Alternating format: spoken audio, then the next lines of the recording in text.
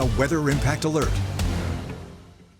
Good afternoon. Thanks for joining us for extended coverage of what is anticipated to be a massively major winter storm all across our region. I'm Darren Bobb. And I'm Morgan Wrigley. We're here with Chief Meteorologist Scott Cover and meteorologist Noah Simmons in the 5 News Weather Center, tracking the latest on the timing of this winter blast. The timing, we are narrowing the window before things are going to begin to deteriorate. If you need to run to the store, if you need to run to the pharmacy, you want to do one little last-minute adjustment, you've got the next few hours. Live radar right now shows we are in good shape area-wide at the moment. Yeah, you might see a spotty dot of white or pink on there indicating maybe a brief flurry, but by and large, our big batch of moisture is really just now approaching the Red River.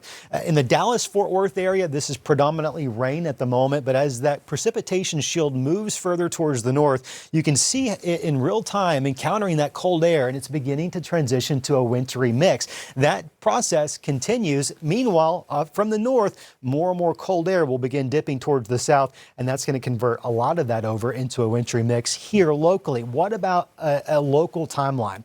6 to 7 o'clock, we'll start to see the first leading edge move into places such as LaFleur and Scott and southern Sebastian County, perhaps even in the Sallisaw, Roland, Vian area. This initially is going to be a bit of a mix, but I want to show you something that's new for us in the River Valley. What's new is this initially was projected to be more of a sleet event. However, with this first round, because there's 2 rounds coming, with this first round, it really looks like it's going to be more snow than anything else, and perhaps some heavy snow in the River Valley. This is 11 o'clock tonight. Things are taking a little bit longer to get into northwest Arkansas with these adjustments, but eventually by 11 o'clock midnight, everyone in the 5 News viewing area is seeing a wintry precip fall, most of which is going to be snow. And this continues into the overnight hours, well into the middle part of our Saturday. We will find that snow sleet line begins to creep a little bit further towards the north by sunrise tomorrow. So we're looking at that in the southern LaFleur, a good chunk of Scott County. Maybe at times that wiggles a little into Sebastian County there as well. Impacts have not changed.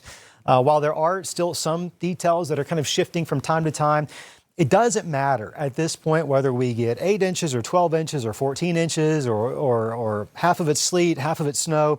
Travel is going to go downhill pretty quickly coming up later tonight. Meanwhile, while that precip is falling, it's going to be getting colder and colder. Temperatures are dropping like a rock right now, and they're going to bottom out in the single digits in the days to come. So when we talk about some really brutally cold air, a high degree of confidence that is going to be an impact that we're all feeling out there. Closures, we've seen some of those come in. Of course, from time to time, we'll scroll those at the bottom of your television screen. Expect those for sure for the weekend. Monday, I wouldn't be surprised if we don't have a lot of closures, to be quite frank with you, simply because we're going to look at a lot of moisture on the ground. Snow and sleet in some areas, maybe a little bit of freezing rain. Specific to that freezing rain potential, with some of these shifts and wiggles, while yes, I still think there are going to be some areas in LaFleur and Scott and maybe even southern Logan County, maybe southern Sebastian, it doesn't look to be near enough to create widespread power disruptions. That's good news. More sleet, more snow, really, than anything else. Let me show you that freezing rain potential here. This is going to be through, let's say, tomorrow afternoon. You'll find that largely kind of in those locations we talked about. Again, it's not likely to be enough right now, as it stands, to produce widespread power issues. We are looking at some new data, and I suspect some map changes, if not in this newscast, maybe coming up at the 4 o'clock newscast. With that said, Noah and I are going to go back to work to work on updating that map for you.